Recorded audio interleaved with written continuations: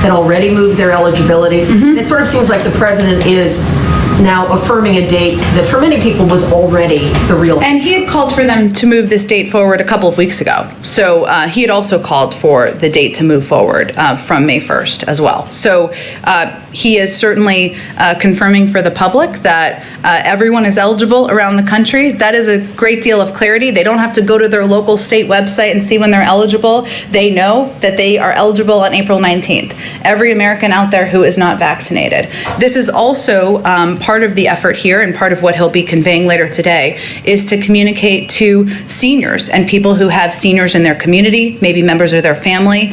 This is the time to go now to ensure seniors who are your loved ones, your family members, people in your neighborhood, to go now, because the lines are going to become longer. There are going to be more people waiting, so he'll also be sending that clear message. So this is more about public education than accomplishing a particular goal. Is that fair to say? Well, we certainly wouldn't be at this point had we not purchased enough supply to vaccinate every adult American, had we not increased our the number of vaccinators who can distribute the vaccine, put them in shots in arms, and had we not massively increased our investment in places where people could go. So it's a signal that, one, we're delivering clarity, but also we are at a point where there's enough supply, there are enough vaccinators, there are enough vaccination sites that every American adult is eligible April 19th. That is an accomplishment for the medical field. It's an accomplishment for the people who are running the operational piece. It's an accomplishment for the medical experts locally who are running these programs in different states. Briefly on Georgia, when the president voiced his support for moving it, does he have any regret now that by doing that, by adding his voice, it may have contributed to the environment where MLB makes this decision, and then there are these economic consequences to people in Georgia? When he and the vice president were there and couldn't do the car rally, and I talked about wanting to thank Georgia. Georgia's been important to the president and vice president electorally. Is there a sense of regret that perhaps he tipped the scale with his rhetoric, even if he doesn't have a direct cause and effect? Well, he was answering a direct question during an interview with ESPN about the opening day baseball, something not everybody, most people in the country appreciate and enjoy. And he was simply conveying that he would support that decision if that decision was made by Major League Baseball, just like he would support decisions made by private sector companies. We're not standing here and calling for companies to boycott. That's not what our focus is on from the White House. We do believe that the focus on Georgia is a reminder that, and it should be a reminder, I should say, that this is much bigger than Georgia, that Georgia was just one of the first states to act on a concerted effort to use easily disprovable conspiracy theories to fuel their attempts to make it even harder for eligible Americans to vote. But according to the Brennan Center, as of March 24th, 361 bills with restrictive provisions have been introduced in 47 states around the country. So this is not just Georgia. This is something we are seeing a prevalence of this, a pattern around the country of an effort to make it more difficult to vote. Mitch McConnell, the Republican leader still in Kentucky, said many positive things about the friendship and personal relationship he's had with the president for a long time, a fine man and so forth. Also says a moderate he is not. Does the president still identify as a moderate within the Democratic Party, or do you feel that he has moved more, or does the president feel he has moved more to the progressive wing of his own party? I don't think this will surprise you, but the president is not eager to be labeled by anyone in his party, or certainly even by his friend Mitch McConnell. And he is now president of the United States. He governs for all Americans. He is encouraged by, we all are encouraged by, the openness we've heard from some who would identify as moderate Democrats or Republicans of discussing components of the package that he has proposed. And he's looking forward to having that conversation. Go ahead, Jen. Thanks. Two questions on the Federal Reserve Board. Is there any update on the effort to fill a vacancy, the vacancy on the Federal Reserve Board of Governors? I don't have any personnel update for you. I'm happy to check and see if there's any update we can provide. Thank you. And then also, has President Biden spoken to the Federal Reserve Chairman yet, Jay Powell? I don't have any call to read out either. So you can't say if they've spoken yet at all? I don't have any update on it. let us know, please, if you can. I absolutely will. Okay, thank you very much. And then also, one other question about phone calls. Has President Biden spoken to President Obama about how to pass the infrastructure bill? Has President Obama given him any advice on how to pass that bill? They speak regularly. They, of course, were president and vice president, but they are also friends, and they share a bond of serving through 8 years of the Obama-Biden administration, but also a personal friendship and kinship. And he speaks with him regularly, but we're not going to read out those calls. Go ahead. Jen, you went through some of the numbers on the increase in supply and the pharmacies, but kind of following up on what Kelly had been asking too, should we look for the president to maybe move up that July 4th circle date that he had said about Americans being able to gather in small groups? Can that also move up now, given that the eligibility is moving up by 2 weeks and the pace of vaccinations is increasing? Well, we're certainly encouraged by the fact that we are vaccinating, our team is vaccinating, our experts across the country, I should say, are vaccinating on average about 3 million people a day, which is far larger than any other country in the world. But we know that it's not just about having the supply or eligibility. It's also about people in the country, eligible adult Americans, going to their community health center, going to a mass vaccination site, going to a pharmacy to get vaccinated and get that shot in their arms. So any changes we would make in advising the public, we would certainly do in close coordination with the advice of the CDC and our health and medical team. I don't have any expectation of that at this point, but we're always looking at how we can provide clarity to the public. And you had said that the lines might start getting longer, so seniors should start getting their shots now just to make sure they're not doing it when it gets clogged up. Mm-hmm. Are you concerned that because the eligibility has expanded, that the supply can match that you can still be on pace to vaccinate all American adults who want it by the end of May? We will have enough supply by the end of May, and we certainly remain confident that we will continue to be able to provide the supply that states need to vaccinate people in their states, and we'll continue to provide supply also independently to the pharmacies, which is a program that has started out as a pilot and has been incredibly successful. So we are confident in what the path looks like ahead, but we also constantly contingency plan. We know things happen. Trucks break down. There are issues in manufacturing sites, as we saw just last week, and we are constantly contingency planning about steps we need to take to ensure we have adequate supply out through all of our programs. The president continues to urge Americans to be vigilant. We expect he'll do that today in his remarks. Mm-hmm. But over the weekend, we saw Americans traveling for the holiday weekend. We saw a totally packed baseball stadium in Texas yesterday. Basically, there are Americans across the country who are doing exactly what the president is telling them not to do. Mm-hmm. Is the message, are Americans not hearing this, or are they hearing it and ignoring it? I think the president recognizes that this has been a long and difficult journey for the American public. The country has been shut down in one form or another for more than a year now, and people have missed birthday parties, weddings, baseball games, going out to restaurants.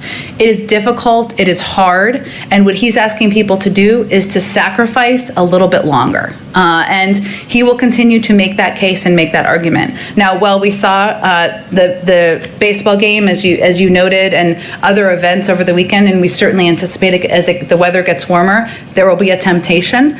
We've also seen communities where local mayors, businesses have conveyed to their communities that we need to hang together, we need to remain vigilant, we need to wear masks, and we will get through this together. So we are hopeful that that's exactly what the majority of communities in this country will do. Go ahead. Thank you. Couple of clarifying questions just on the vaccine stuff. One, does this change the date at all by which there is an expectation everybody is vaccinated? I mean, does that move up? Does the administration sort of have a date where they expect everybody to be vaccinated?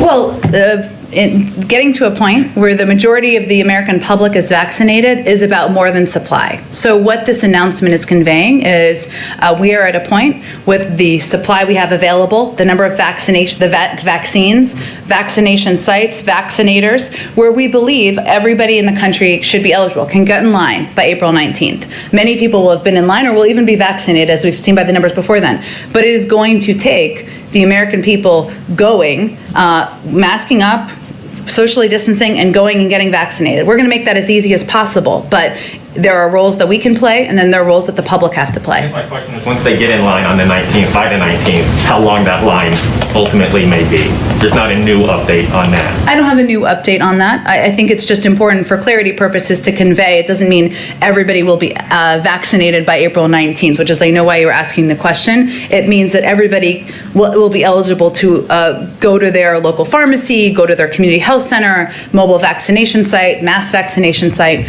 on that date and moving forward. One more unrelated to the vaccine. Over the weekend, there was reporting that at Guantanamo, a facility was closed and some detainees were consolidated.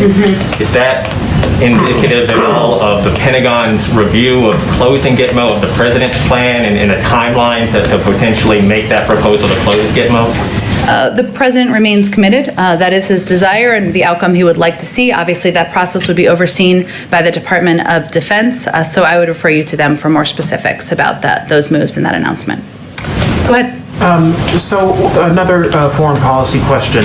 President Zelensky of Ukraine, he has said publicly that that country needs to join NATO to avoid a war in the Donbas region with Russia. We know that he brought that up on his call with the Canadian Prime Minister. Did he bring that up with President Biden on their recent call? And I guess more importantly, what is the president's view on that issue? Well, one, that has long been the aspiration of Ukraine, and one that has been raised in a range of conversations with U.S. officials over the course of several years. I would defer to them. We would, of course, defer to the Ukrainian government on reading out what they raised on the call with the president. But in addition to in addition to our reassurances that are consistently made to Ukrainian officials of our support for them and support for their sovereignty. We're also discussing our concerns about the increase in tensions and the ceasefire violations, regional tensions with NATO allies, and certainly would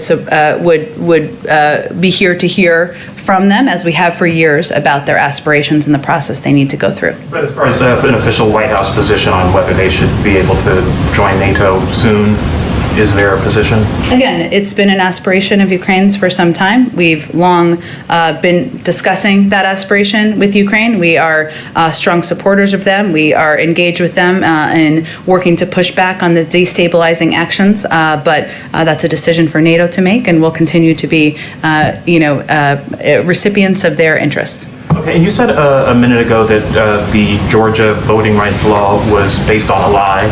Mm-hmm. We had a poll yesterday that showed that more than half of Republicans believe that the election was stolen from Donald Trump, and that the Capitol riot was led by left-wing agitators.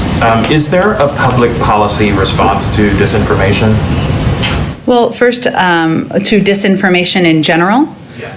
Look, I think that the prevalence of disinformation is something that is of concern to the president.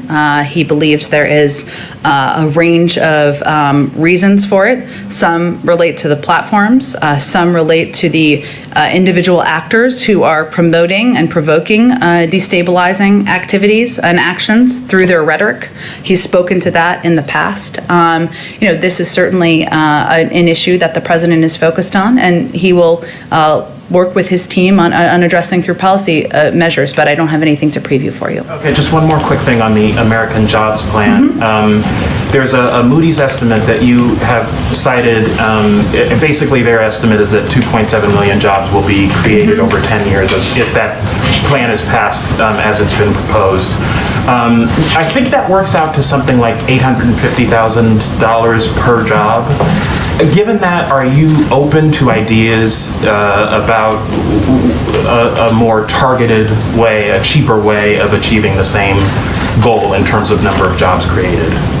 Well, we're always open to hearing from members of Congress and on their ideas and what they think should be a part of the package. At the end of the day, the president's red line is inaction. He won't tolerate inaction on rebuilding our nation's infrastructure, something that has long been outdated. He believes that we need to invest in that so we can improve the lives of ordinary Americans and make it easier to do business. He also believes that investments in long-term economic growth will create good-paying jobs. There was another study that showed that about 75% of these jobs, a Georgetown study, I should say, would go to workers who did not have college degrees. And that is certainly a population in this country that needs extra assistance, and it would be highly targeted in helping give a leg up to people who need that help. He also believes that we need to invest in order to help us outcompete China and invest in our own emerging economies to do that, and that we need to invest in the American people, that the American people are the backbone of our nations, of our country, and that is part of our proposal in this package. Go ahead. Thank you. Just two questions. One on vaccine again. Is there any thought being given to a federally organized vaccine passport of some kind? Does the president see that maybe as some kind of tool that could be used, or would he lean more on the side of people who have raised objections over privacy and so on? Well, let me be very clear on this. I know there's been lots of questions. The government is not now, nor will we be supporting a system that requires Americans to carry a credential. There will be no federal vaccinations database and no federal mandate requiring everyone to obtain a single vaccination credential.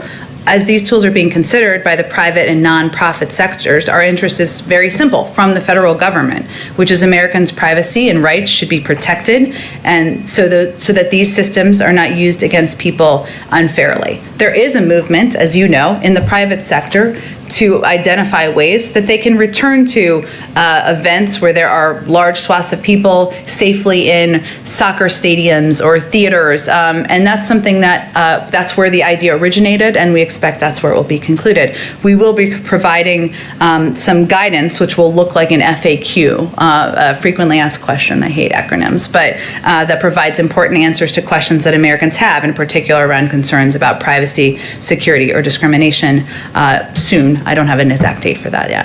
Okay, and if I might, another question on Iran. It's pretty clear what the carrot is for Iran.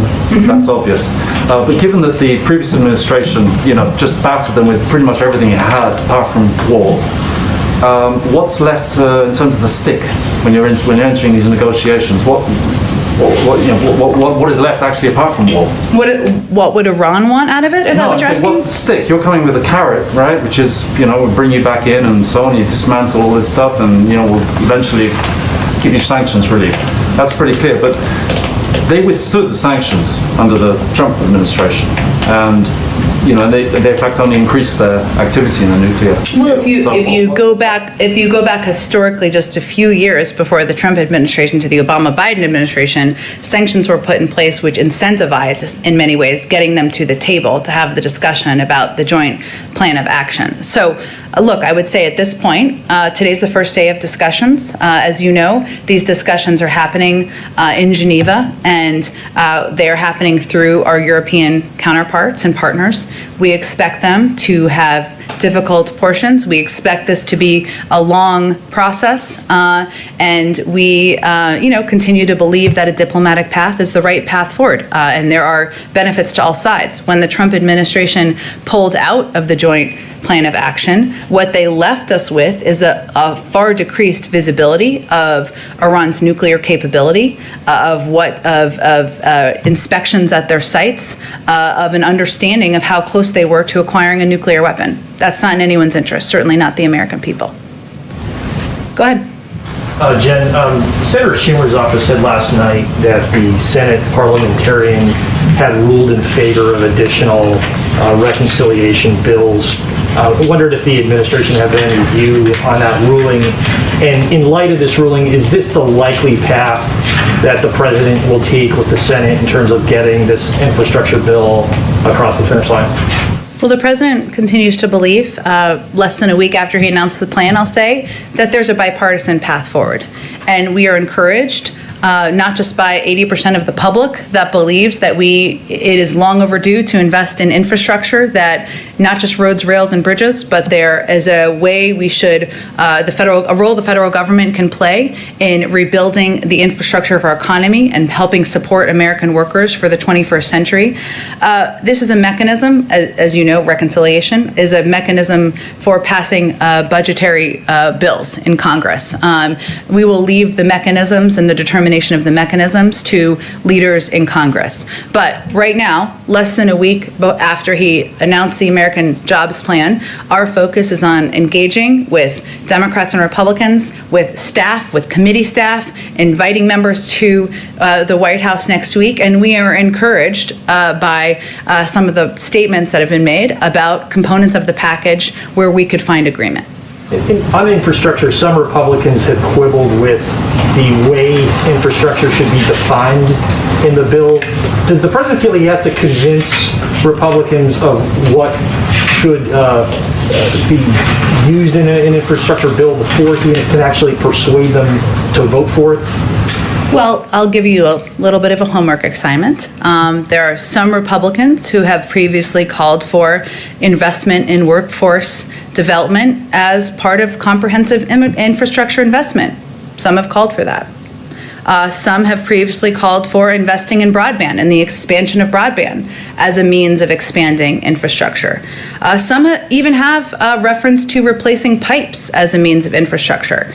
So I would suggest that many of their constituents would be surprised to hear that those are not infrastructure projects, and I'm sure with a little Googling, you can all figure out who those all are. Go ahead in the back. Hi. At his press conference, the president said our children and grandchildren will be writing doctoral theses about whether democracy or autocracy succeeded. What's his own measure for success there? Is it American GDP versus Chinese GDP ultimately, or is it the sphere of influence of both countries around the world? It's a big, broad question. A good one. Look, I think the president is, when he talks about that, he's not just talking about economic growth and development. That certainly is part of it. He's also talking about our values and what message we send to the world and to our children. And so it has quite a broad meaning. And that's, I think, reflected, I should say, in how he has approached his presidency and identified the crises we're facing. You know, I think he has grandchildren now, so maybe he wants the rest of us to be able to tell our grandchildren, what role did we play in addressing racial injustice? What role did we play in addressing the climate crisis? What role did we play in helping rebuild the workforce of the future? And what role did we play in standing up for our values around the world? So has quite a broad meaning, but you know, I think that's a reflection of his approach to his presidency. Is he using the competition with China point as a sort of key selling point with Republicans on infrastructure and perhaps in a way that an appeal in other areas is not going to work? The idea that there's a danger of falling behind China, does he hope pragmatically that will strike a chord?